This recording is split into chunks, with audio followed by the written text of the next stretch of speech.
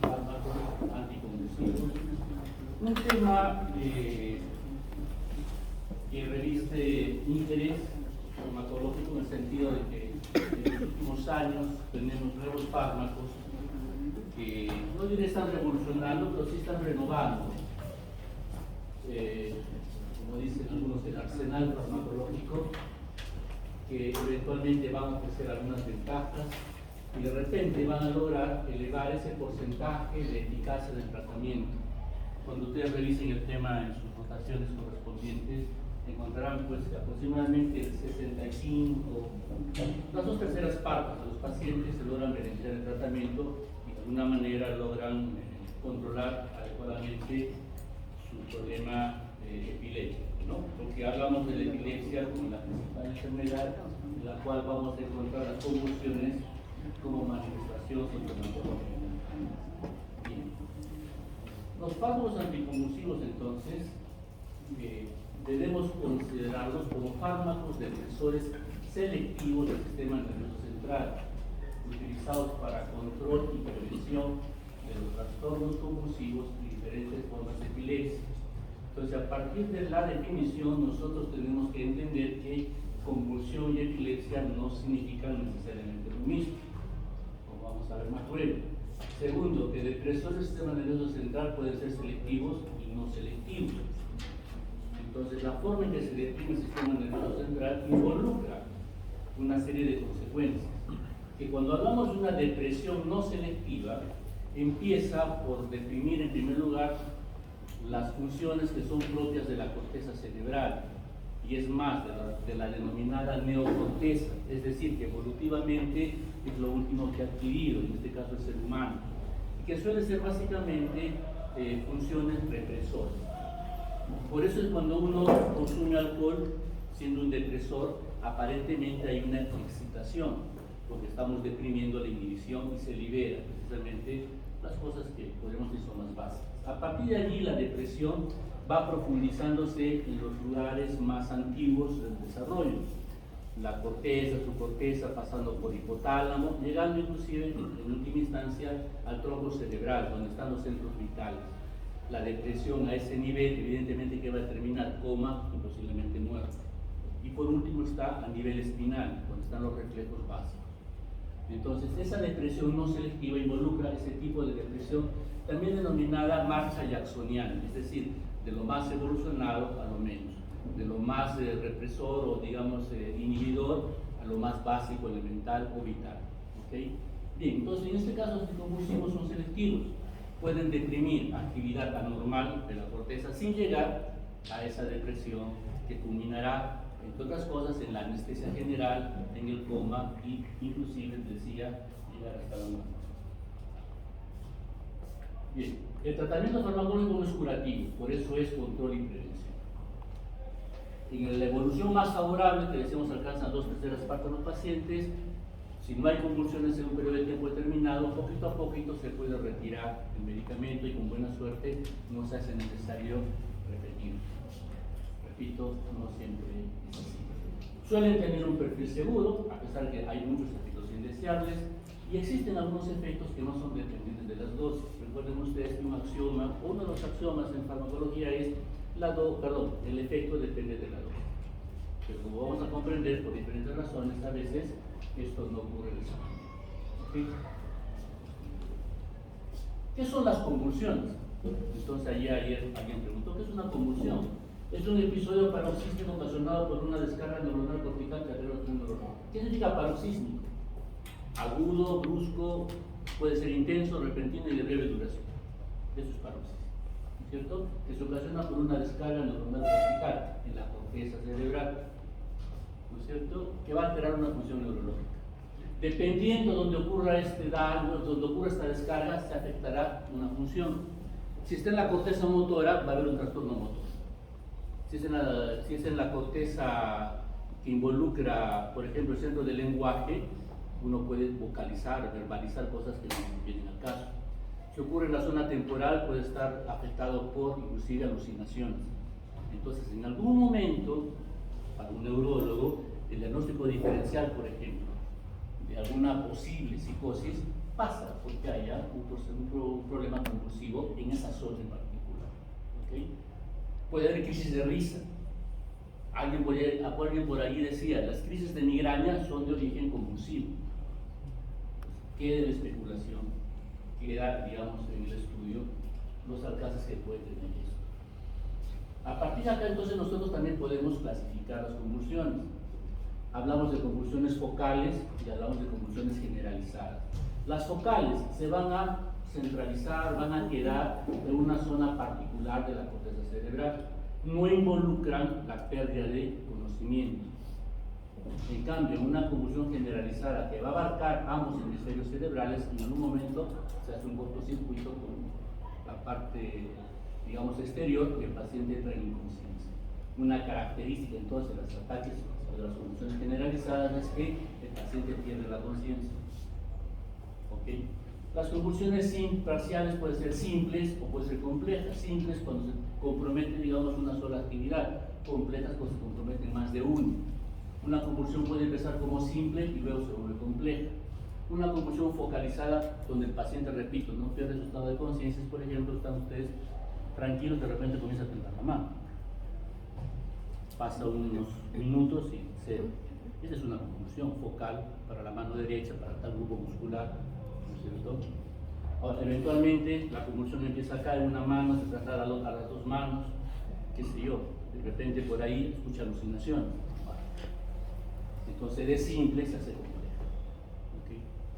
Las generalizadas involucran, repito, compromisos finalmente de ambos hemisferios cerebrales, es decir, la actividad eléctrica normal se distribuye, se desparrama por toda la corteza cerebral de ambos hemisferios y el paciente termina perdiendo la conciencia. Entre ellas tenemos las crisis de ausencia, característicamente a nivel talámico. En las crisis de ausencia el paciente aparentemente está despierto, pero está fuera de la conciencia. El paciente sueña despierto, alguien puede decir. Muy común en niños. Y como es difícil, dado que no hay una evidencia así espectacular de su ocurrencia, el mal rendimiento escolar es lo que lleva finalmente a hacer el diagnóstico. Porque es el niño que en la clase se queda pasmado durante unos minutos, pierde el hilo de lo que es la clase y por lo tanto se descontinúa y eso origina un mal aprendizaje, mal rendimiento, ¿no? El profesor dice, es un fulano que para soñando despierto y no atiende, pero no, está sufriendo convulsiones de tipo ausencia. Mioclónicas involucran temblor muscular, músculo clónico, temblor. Tónico-clónicas, que es quizá lo que estamos más nosotros familiarizados, donde el paciente hace actividad motora, primero tónica, se pone rígido y luego, digamos, se sacude con las tónico-clónicas. Acompañado a esto suele ser, pues, cuando hablamos del tipo gran mal, que el paciente relaja esfínteres, se muerde la lengua, bota espuma por la boca, etcétera, etcétera, ¿no? Y finalmente las atónicas, donde el paciente pierde su tono muscular y se derrumba el suelo. Como el paciente pierde la conciencia de esto, nunca la recuerda. Y posiblemente después de la convulsión queda un estado posictal que se llama de relajamiento, descanso, que quiere dormir. Pero no lo recuerda. ¿Por qué no recuerda? Porque perdió la conciencia. ¿Okay? En cambio acá puede ser consciente de todo lo que está pasando.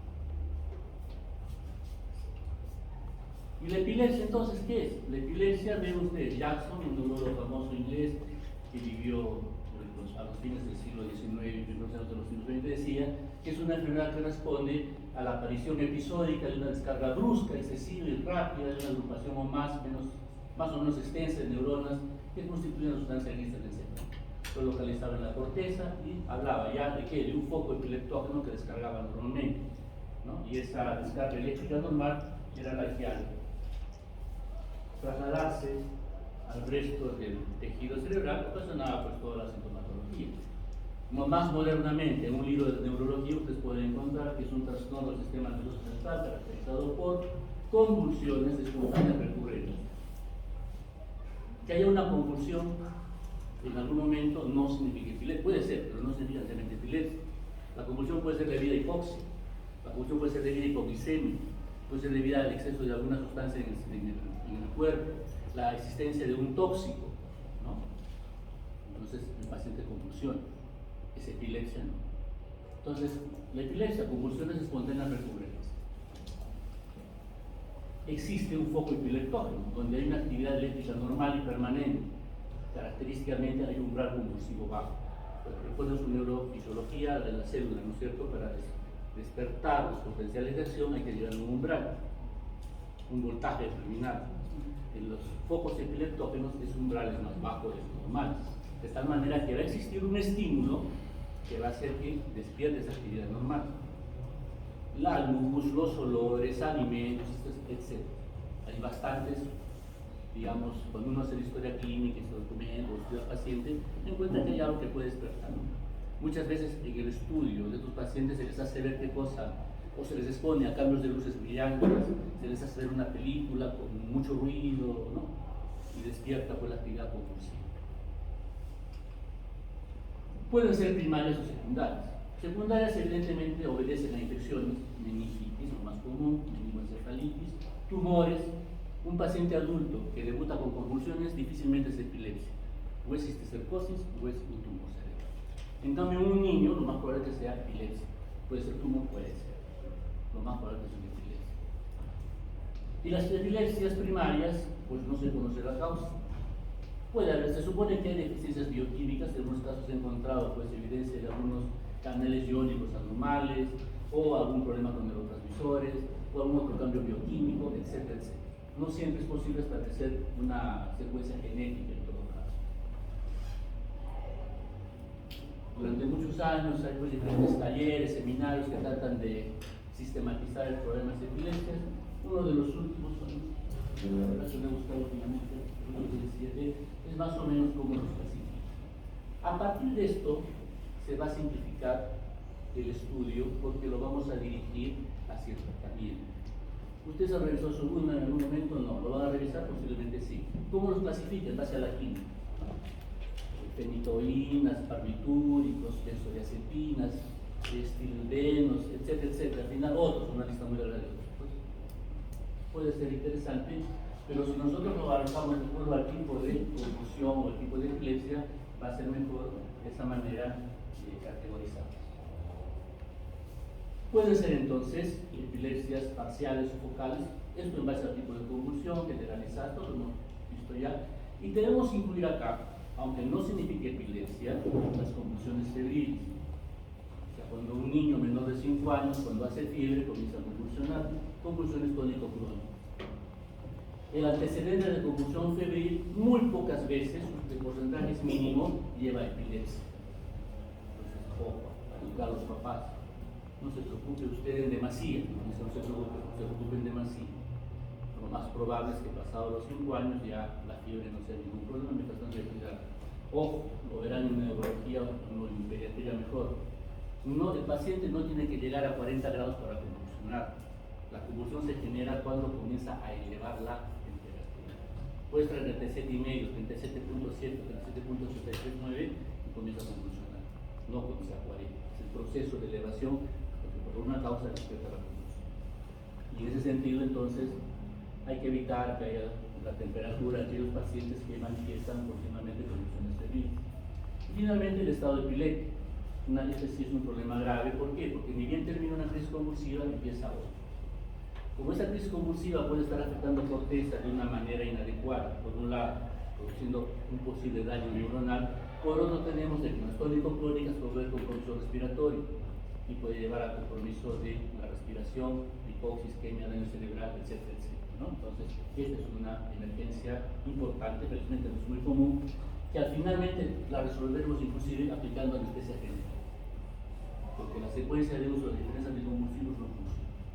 Este sí es un problema importante, es una emergencia propiamente. Muy bien. Entonces, el mecanismo de acción de los fármacos anticonvulsivos es lo que en buena cuenta más nos va a interesar. No todos vamos a ser neurólogos, o en su momento verán, pero tratamos nosotros de enfocarlo básicamente en el mecanismo de acción y haremos una breve descripción de las características de los anticonvulsivos más utilizados. No trataremos de explicar la figura mucho. Bien, ¿en qué se basa el mecanismo? ¿En qué se basa el uso de fármacos? Pues básicamente en inhibir la actividad neuronal anormal. Tenemos un foco epileptógeno que por alguna razón descarga de forma inadecuada. Y esa descarga inadecuada comienza a transmitirse al tejido cerebral o cortical del vecino y así sucesivamente hasta llegar a una cuestión generalizada, ¿no es cierto? Entonces, quiere decir, ¿cómo podríamos nosotros abordar el problema? Uno, en el foco epileptógeno trataríamos de elevar el umbral, ¿no es cierto?, para que no descargue fácilmente. Y segundo, si se da esa descarga, evitar que las neuronas circundantes transmitan esa descarga anormal. Son las dos formas de tratar de evitar. Y para eso, ¿qué podemos hacer? Bloqueo de los canales de sodio que ustedes saben que transmiten los impulsos nerviosos. No tengo mucho más que hablar acá, porque ustedes pueden saber más que yo, ¿no es cierto? Segundo, en algunos lugares tiene importancia canales de calcio, en particular los denominados canales T de calcio. ¿T de qué? T de tálamo. Y el tálamo está involucrado básicamente en las crisis de ausencia. También sabemos, o ahora ya sabemos, que la transmisión glutaminérgica es excitatoria y por lo tanto puede facilitar descarga y transmisión de impulsos eléctricos anormales. Entonces también viene a ser un blanco importante. Y finalmente tenemos que el GABA, que ya lo van conociendo, el GABA es un elemento inhibidor, siendo el más importante de todos a nivel del sistema nervioso central, a nivel de cerebro, a nivel de médula que nosotros. Pero bueno, entonces ahí también podemos trabajar. ¿Para qué? Para amplificar, para aumentar su capacidad de inhibición. Y ustedes pueden poner acá algunos fármacos. Ustedes se llaman inglés porque no hay ningún problema, ¿no es cierto? Las palabras son iguales. Ferritoína, la carbamazepina, valproato, la motrigina, que están entre los más comunes. Luego tenemos otros más raros, como topinamato, acá el vigabatrin, entre otros. Entonces, año tras año van apareciendo algunos que van complicando la figura. Pero este es el esquema básico en el cual ustedes tienen que recordar o pensar con respecto a agentes anticonvulsivos. Bueno, acá tenemos una neurona, entonces, que puede ser estimulada por una neurona glutaminérgica, ¿cierto? Esta neurona, si descarga normalmente, va a transmitir impulsos a través de la despolarización, a través de sus acciones, ¿cierto? Esta neurona puede recibir influencia inhibitoria por parte de neuronas GABAérgicas, ¿cierto? Y en algunas neuronas funcionan canales de calcio. Pues acá encuentran resumido el mecanismo de muchos fármacos anticonvulsivos. Por ejemplo, a nivel de canales de calcio, canales de sodio dependientes de voltaje, acá tenemos fenitoína, la motrigina, fenobarbital, entre otros. ¿Okay? Estos mismos, al inhibir la descarga o el movimiento iónico, también pueden participar en una disminución del nivel de mecanismo mixto. Y esto entonces nos lleva a otra situación que ahora podemos intuirla. Los anticonvulsivos tienen varios mecanismos de acción. Un mismo fármaco puede tener varios mecanismos de acción.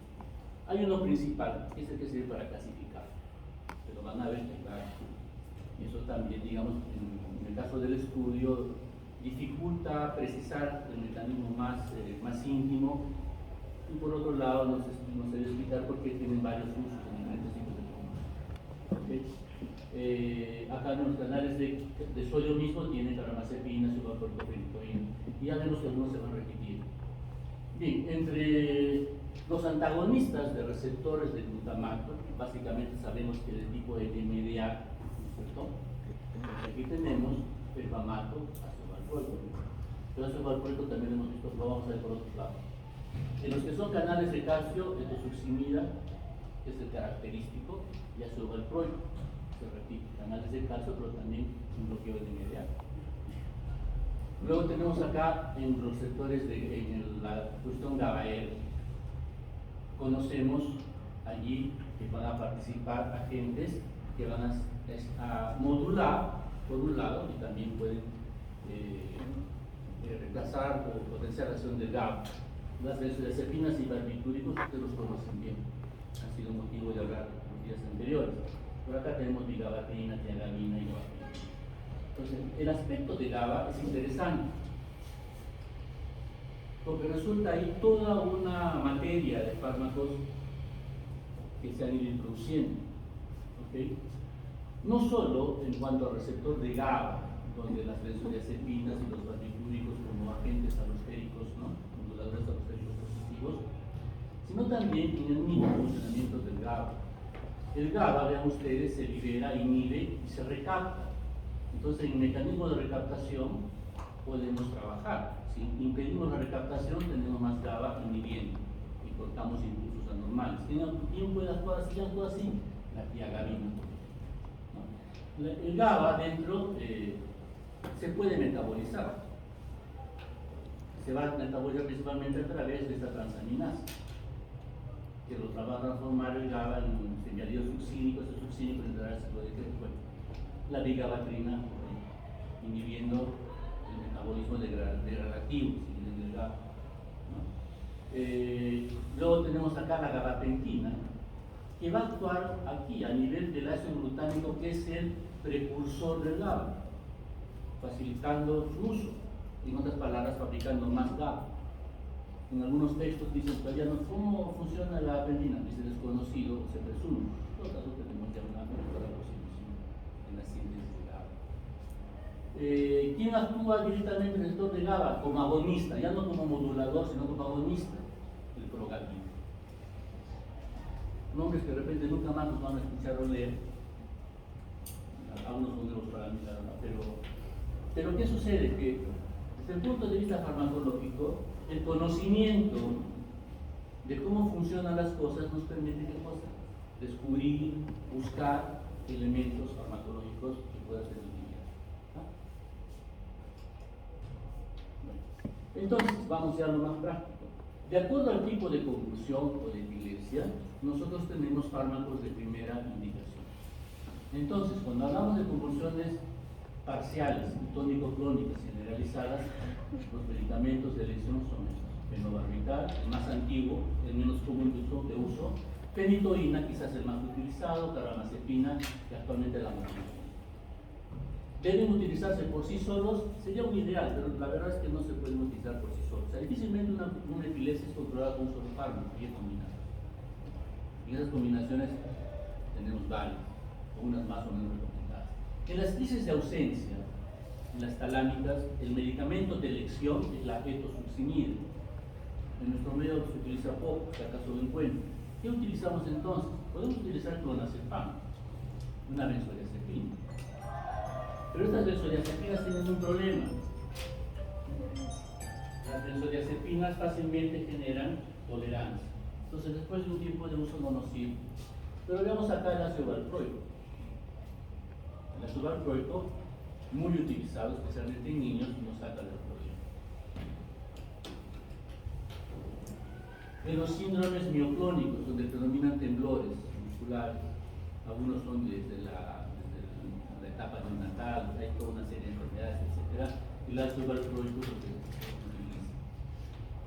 Fármacos utilizados en el estado epiléptico, o sea, en aquellas circunstancias en las cuales una crisis no termina y empieza otra, y luego otra, donde el estado epiléptico entonces puede poner en riesgo la vitalidad de la persona. De primera instancia, el diazepam, que es el mismo que se utiliza para el control de las crisis agudas. Si el diazepam no funciona, se sigue con fenitoína. Si después de la fenitoína no se logra controlar, se utiliza fenobarbital.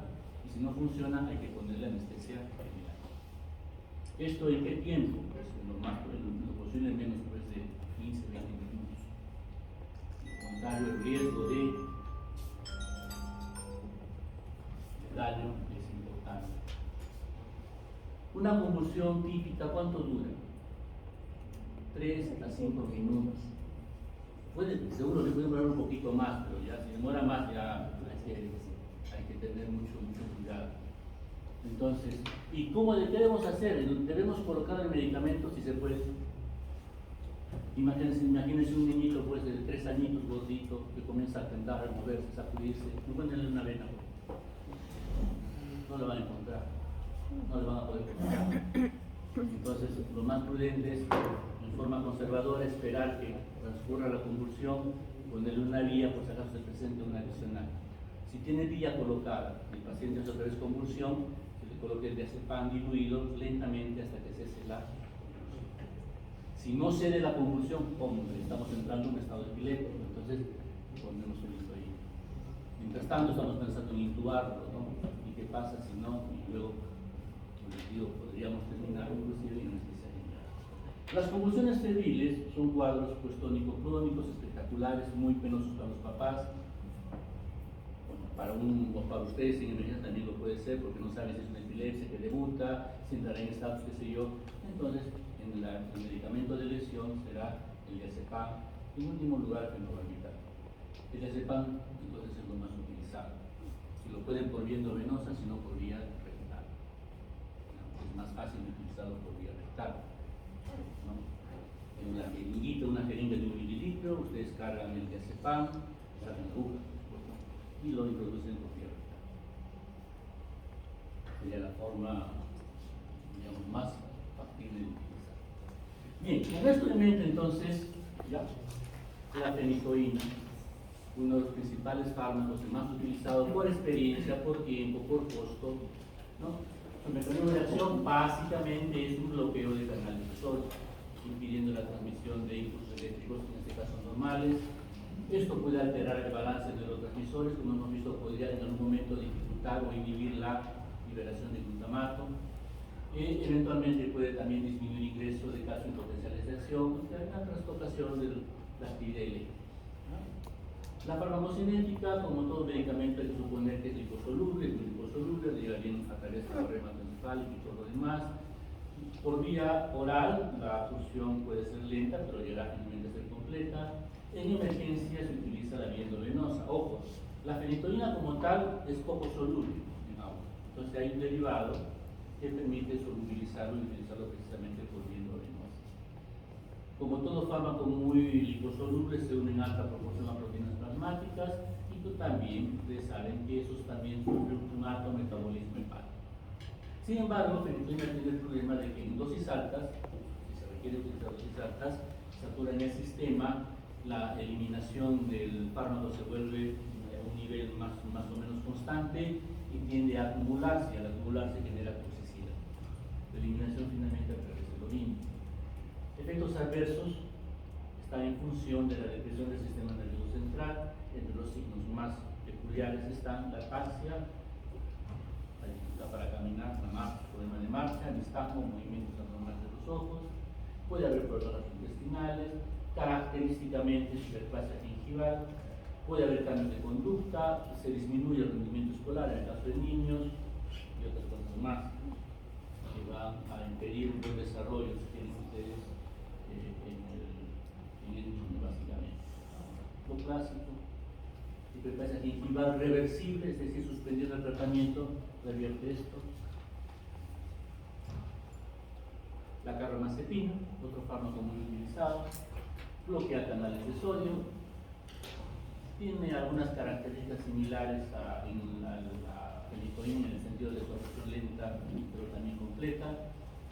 Su metabolismo, acá es interesante esto, isoformas del CYP, pero es un inductor enzimático. Y eso puede ser un problema. Todo inductor enzimático puede generar interacciones medicamentosas. Al inducir puede disminuir el tiempo de vida medio de otros fármacos, incluyendo la misma fenitoína si lo damos a la vez.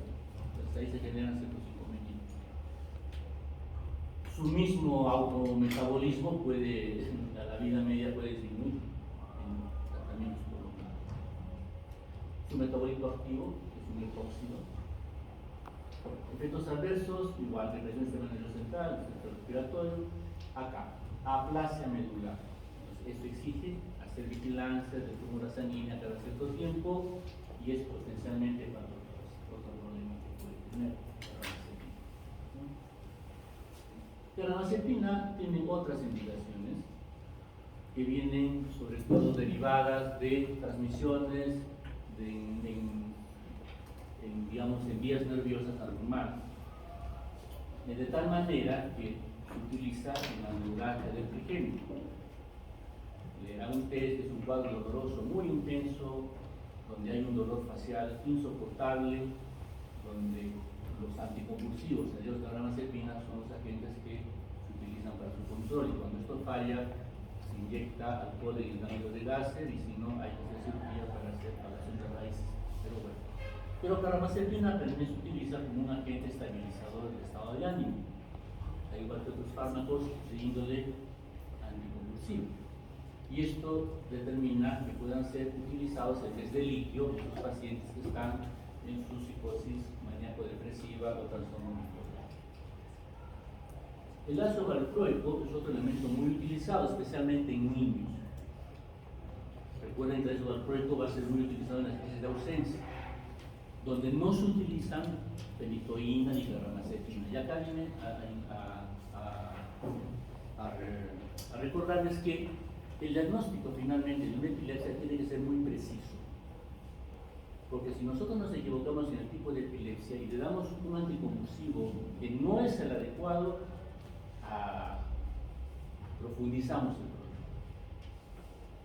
Por ejemplo, si una persona tiene crisis de ausencia, le pueden dar etosuximida, le pueden dar ácido valproico, le pueden dar clonazepam, pero ustedes le dan carbamazepina, o empeor.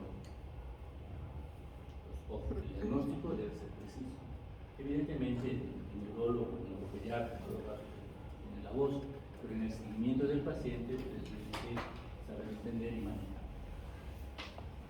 Tiene características parecidas, metabolismo hepático, expresión tricina. Bueno, esto es importante, produce toxicidad hepática, produce trombocitopenia. Entonces, son efectos esenciales importantes, ¿no?, que hay que estar vigilando, especialmente el hepatotoxicidad. Si acaso se da ácido valproico concomitantemente con fenobarbital, se inhibe su metabolismo. Fenobarbital puede elevar sus concentraciones plasmáticas. Es un inhibidor del sistema nervioso central, ¿no es cierto? Ayer comentábamos con unos compañeros qué pasaba si le damos fenobarbital con diazepam, que podía ser apto. Entonces, la elevación de los niveles de fenobarbital puede condicionar depresiones, o puede agudizar, puede empeorar inhibiciones o depresiones del sistema nervioso central producidas por otros medicamentos.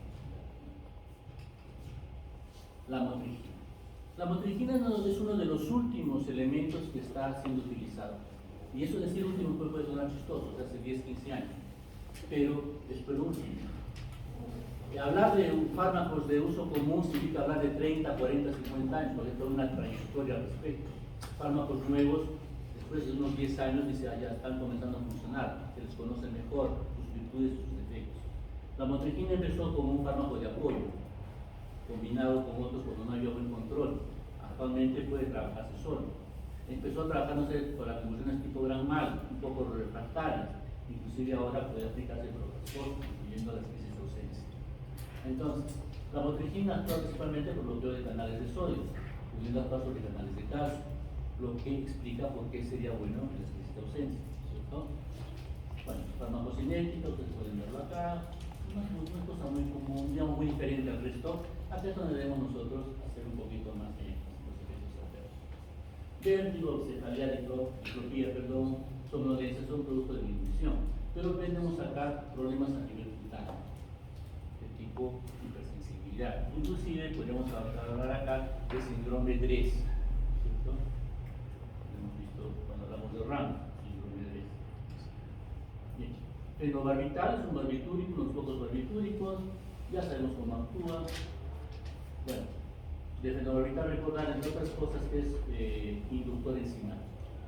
Es uno de los inductores enzimáticos por excelencia.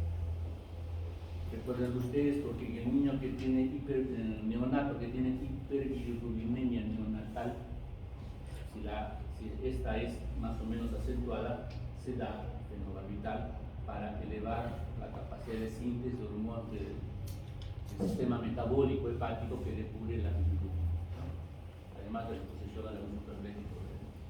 Indicaciones: epilepsia tipo gran mal que responda mal al resto de medicamentos, y las convulsiones febriles en los niños, las convulsiones febriles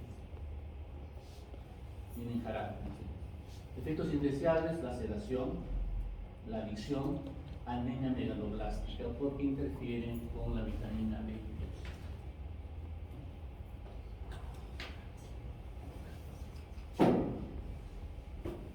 En la crisis convulsiva mencionamos el diazepam, ya saben cómo actúa, más detallitos han visto ustedes ayer, o anteayer. Viendo venosa es la vía de elección, pero como en realidad va a ser poco factible, la vía rectal. No debe utilizarse por vía intramuscular. ¿Qué es lo común que se dice? Bueno, el paciente ya convulsionando, no le encontramos vías, el peso es muy pequeño, termina la convulsión en esos 5 o 6 minutos, pues le ponemos un diazepam intramuscular por si acaso. No debe hacerse, porque qué no sirve para nada? ¿Por qué? ¿Por qué ese liposoluble debe absorberse? ¿Por qué? Porque la actividad muscular anormal durante la convulsión determina que no haya buena irrigación. Y al no haber buena irrigación, no hay buena absorción. Y al no haber buena absorción, no nos sirve de nada. ¿Okay? Entre los principales efectos indeseables, la depresión es endorrespiratorio, sobre todo cuando está asociado con otros inhibidores que el paciente concomitantemente puede padecer. Una pregunta que siempre se hace, porque la epilepsia al afectar a personas jóvenes involucra mujeres en el AFER. Y si la paciente se embaraza, ¿qué debe hacerse? Si la paciente se embaraza, debe seguir su tratamiento. En el año 2021, la Agencia de Drogas y Fármacos de Europa emitió estas conclusiones. Durante el embarazo, lo más seguro que es la motrigina, el levetiracetam. No se incrementó el riesgo de malformaciones neonatales con estos fármacos en comparación con los otros, ¿no? Y tampoco con respecto a malformaciones congénitas y tampoco con el neurodesarrollo en el niño. Son los más seguros, a pesar de que en este último caso no hay la suficiente información para validarlo por completo. Entonces significa que fenitoína, valproico, etcétera, deben evitarse. Si es una paciente joven, epiléptica o estos medicamentos, lo más conveniente es que utilice medicación o un método anticonceptivo. Y acá mucho cuidado, porque hemos visto que algunos fármacos son inductores del metabolismo. Y eso puede significar falla, por ejemplo, de las pastillas anticonceptivas. Utilizar carbamazepina aumenta el metabolismo, aumenta la depuración del anticonceptivo, por lo tanto puede dejar de tener efecto y la paciente se embaraza. Todo eso hay que discutirlo con la paciente en su momento, para elegir la fórmula, ¿no? Y hay que juzgar lo más necesario. Ahora, si la paciente puede recibir estos medicamentos, el riesgo es mucho menor. Y aquí hemos hablado del levetiracetam, que es uno de los últimos fármacos que sí se utiliza en nuestro medio, pero como es de reciente uso todavía es bastante oneroso, algunas cositas, porque es un fármaco que tiene un mecanismo de acción interesante. Es un fármaco que va a actuar en esta proteína, la SB2A, que tiene que ver con las vesículas sinárticas. Y va a tener un comportamiento interesante, en el sentido de que en la vía GABAérgica va a favorecer su acción, y la vía glutaminérgica va a disminuir su eliminación. Tiene que ver con el mecanismo intrínseco en lo que son las vesículas sinárticas. Y de esa manera va a potenciar efectos GABAérgicos y disminuir glutaminérgicos. Lo que explica en buena cuenta su actividad favorable en el sistema de las epilepsias, ¿no? Disminuye las epileptogenias.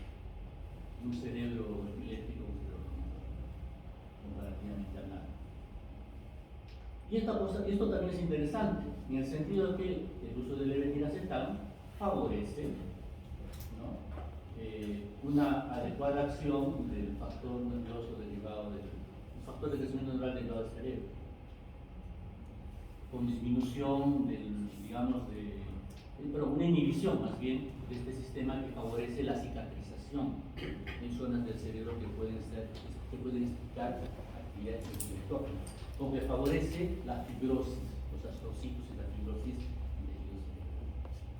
Bueno, y el levetiracetam ha recibido también interés porque en ese balance favorable a favor del glutamato, a favor de GABA y disminuyendo una actividad anormal del glutamato, y en ese balance favorece un menor daño emocional, que no solamente se va a reflejar en la cuestión epiléptica, sino también en el manejo de los accidentes cerebrovasculares y el daño correspondiente a nivel del tejido cerebral.